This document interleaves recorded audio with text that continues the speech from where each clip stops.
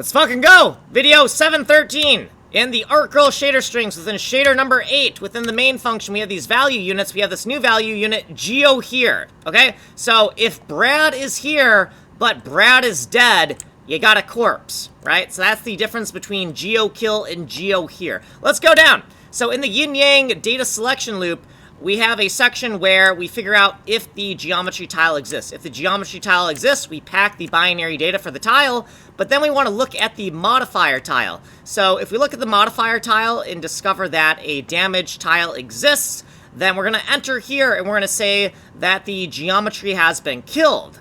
But is the geometry still visibly there? Is there shrapnel? We're going to use this lookup table, rule geom v16, to void, invincible, or alto. We're going to use this lookup table, and we're going to put the v16 value in and get out a 0, 1, or 2. If we get a 0, it means nothing is there. We got to erase the geometry tile data and continue. We need to loop again and see if there is another tile behind the current tile we selected, because the current tile is destroyed and it is not visible.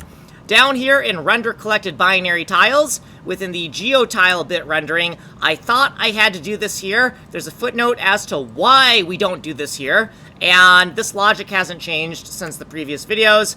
It's just that we've kind of spaced it out a little bit because of this little footnote here. That's it. That is it.